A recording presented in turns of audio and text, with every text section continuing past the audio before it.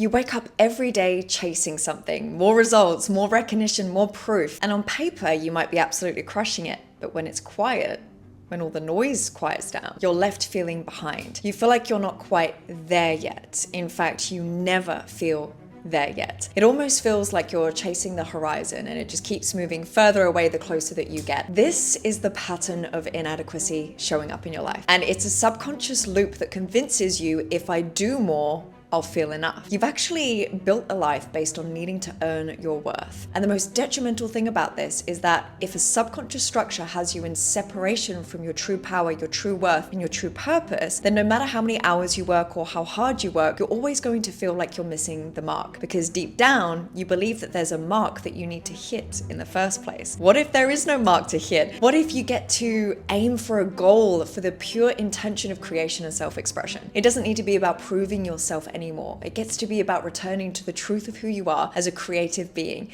who can create anything that you put your heart and mind into for the pure sake of seeing the fullness that life has to offer. So what if I told you that you could still be ambitious, driven, and goal-oriented, but from a place of pure creative potential, not from a place of deep internal lack? And that's what inadequacy is. It's an energetic state of lack. It will show up as perfectionism, overgiving, workaholism, people-pleasing, you name it. And it can look like ambition, but really it's a deep-seated search for the approval that you've never had. If you have this inadequacy pattern, then you might unconsciously believe that rest or taking a break feels like failure. So you avoid allowing your mind, body, and nervous system to come into balance. In fact, the stress of always feeling like you're behind and there's more that you can do is addictive to you. The cortisol, the adrenaline, the chasing of oxytocin, it's so familiar in your body that without it, you would feel like something's wrong. You would feel like something has been lost or missing. You need the chase, you need the stress, you need the feeling of being behind because it keeps the subconscious structure of inadequacy alive. But you won't tell yourself or admit that. You'll tell yourself that you can't rest, you need to keep going, that you need to accomplish X, Y, and Z, because then the inadequacy is dressed up as ambition, and the world values ambition. But here lies the real problem. If you're operating from a subconscious inadequacy structure, then it's probably not the hard work or the long hours that's actually causing you internal stress or turmoil. It's actually because you're exhausted from doing it all just to prove that you are enough. You've actually never been inadequate. You were just trained to believe that your being wasn't valuable enough and that your output and your results received more love and attention than the simplicity